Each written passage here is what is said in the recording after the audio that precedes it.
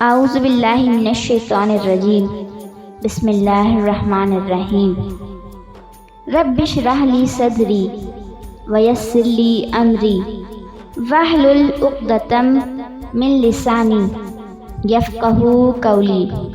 ترجمہ: اے میرے پروردگار، میرا سینہ کھول دے اور میرے کام کو میرے لیے آسان کر دے، اور میری زبان کی گرہ کھول دے تاکہ لوگ میری بات سمجھ سکیں۔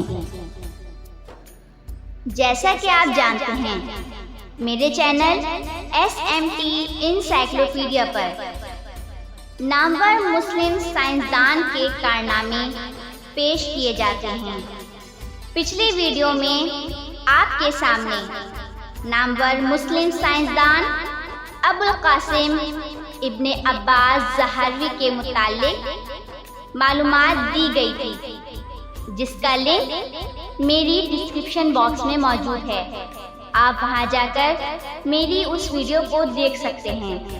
اور آج عظیم مسلم سائنسدان عمر بن ابراہیم خیام کے متعلق آپ کو معلومات دی جاتی ہے۔ آپ سے گزارش ہے میری اس ویڈیو کو پورا دیکھیں اور میرے چینل SMT انسائکلوپیڈیا کو سبسکرائب کریں۔ آئیے چلتے ہیں اپنے موضوع کی جانب۔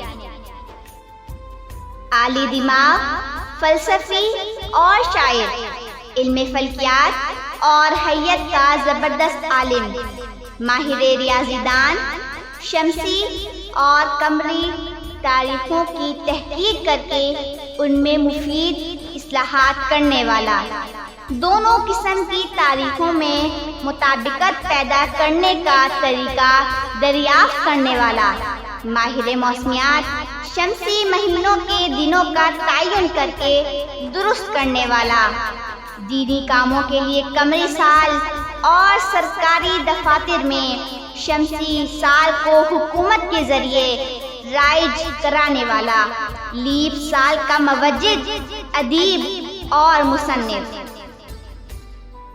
عمر بن ابراہیم خیام ایران کے شہر نیشاپور میں 1039 عیسوی کو پیدا ہوئے۔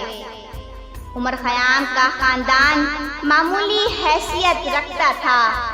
آپ کے والد ابراہیم خیمے میں رہتے تھے اور خیمے بنانے اور سینے کا کام کرتے تھے، اس لیے ان کے والد خیام کے نام سے مشہور ہوئے اور یہی لفظ ان کے بیٹے کے لیے مشہور ہو گیا۔ عمر خیام سلجوقی دور کا سب سے بڑا اور مشہور سائنسدان، ادیب اور بے مثل شاعر گزرا ہے۔ عمر خیام کا تذکرہ ایک سائنسدان کی حیثیت سے کیا جائے یا ریاضی کا ماہر بیان کیا جائے تو اہل محفل حیرت سے ایک دوسرے کا منہ تکنے لگیں گے، لیکن حقیقت یہ ہے کہ شعر و شاعری کا مشغلہ تو اس کے لیے اوقات فرصت کو دلچسپ بنانے کا ایک ذریعہ تھا۔ امیر ابو طاہر کو بھی علم ریاضی سے خاصی دلچسپی تھی۔ عمر خیام نے اپنے محسن کے علمی ذوق و شوق کو دیکھتے ہوئے علم ریاضی پر 1067 عیسوی میں اپنی مشہور تصنیف الجبر و المقابلہ کو مرتب کرنا شروع کیا۔ یہ کتاب 7 سال کی محنت میں مکمل ہوئی اور اس وقت ان کی عمر صرف 28 سال کی تھی۔